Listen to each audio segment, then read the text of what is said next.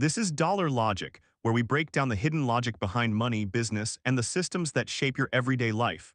No jargon, no fluff, just clear answers. You download an app, you never enter a credit card number, and yet it somehow keeps running, keeps adding new features, keeps paying salaries to hundreds of engineers. If you're not paying with money, how exactly is this business making any? Today we're breaking down the real ways free apps make money, and why understanding this changes how you look at almost everything on your phone. The most common model is advertising. Free apps sell space and attention to advertisers. Every time you scroll past a sponsored post, sit through a video ad, or see a suggested product appear right after you searched for something similar, the app is getting paid not by you but by a business trying to reach you. The more time you spend inside the app, the more ad space it can sell, which is exactly why so many apps are engineered to keep you scrolling just a little bit longer than you plan to. Closely tied to advertising is data. Most free apps collect information about how you use them, what you click, how long you stay, what you search for, sometimes even where you are physically located.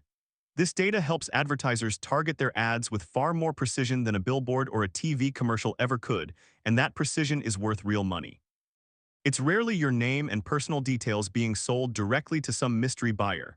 More often, it's aggregated behavioral patterns, thousands of anonymized profiles grouped by interest, used to decide which ads get shown to which type of person. This is exactly why regulators in the EU introduced strict data privacy rules back in 2018, and why similar laws have since spread to individual US states. Lawmakers recognized just how much value companies were extracting from user data, often with very little transparency. This entire approach is sometimes described by researchers as surveillance capitalism, the idea that human experience itself, in the form of behavioral data, has become a raw material that gets extracted, refined, and sold, largely without users fully realizing the scale of what's being collected. Whether or not you agree with that framing, it captures something real. The business model depends on knowing as much about you as possible. Another major model is freemium. The app itself is free to download and free to use at a basic level, but a limited version, fewer features, ads included, storage caps, or usage limits, pushes some users toward paying for a premium tier. Think about music streaming apps, cloud storage apps, or productivity tools. The free version gets you in the door and proves the product is worth using, and typically only a small single-digit percentage of users ever convert to paying. But because free apps can reach millions of users at almost no extra cost per user, even a small conversion rate can generate enormous revenue at scale. Then there are in-app purchases, especially common in mobile games. The app itself is free to download and free to play, but extra lives, cosmetic skins, or in-game currency cost real money.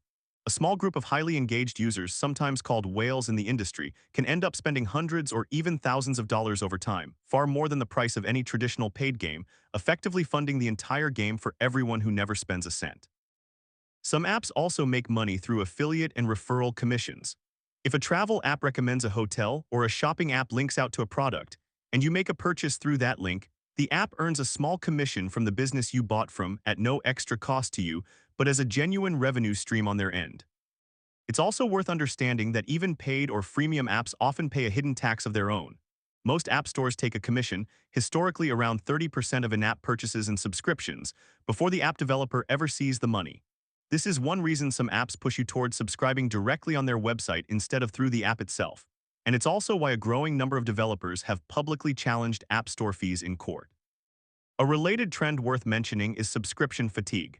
As more and more apps shift from one-time purchases to monthly subscriptions, users increasingly find themselves paying small recurring fees across dozens of apps and services, many of which they barely use. Some apps also lean on what researchers call dark patterns, interface designs deliberately built to make subscriptions easy to start but difficult to cancel, burying the cancel button several menus deep specifically to reduce how many people actually follow through. Put these models side by side and a pattern starts to appear. Social media apps lean heavily on advertising and behavioral data. Mobile games lean on in-app purchases from a small group of dedicated spenders. Productivity and creative tools often lean on freemium subscriptions.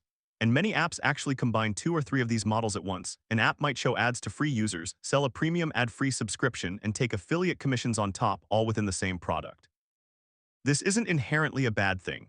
Building, maintaining, and constantly updating an app costs real money, servers, engineers, customer support, and these models let companies offer a genuinely free product to millions of people who couldn't or wouldn't pay for it directly. But it does explain why so many apps are deliberately engineered to maximize your time and attention. Features like infinite scroll, autoplay, and push notifications aren't accidental design choices.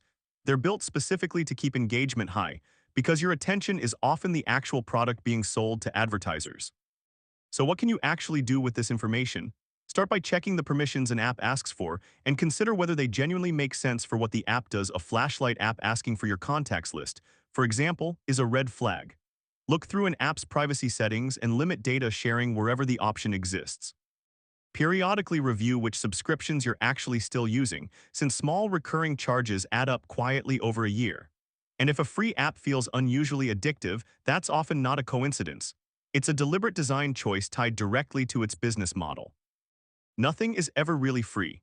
Someone somewhere is paying for the app you're using right now, whether that's an advertiser buying your attention, a small percentage of subscribers footing the bill, or you yourself, through the time and data you hand over just by using it. Understanding which model an app is built on tells you exactly what you're really trading for that free download. That's how it actually works. Understanding money doesn't have to be complicated, it just has to be explained clearly. If this helped, subscribe to Dollar Logic for more videos that make sense of the systems around your money. See you in the next one.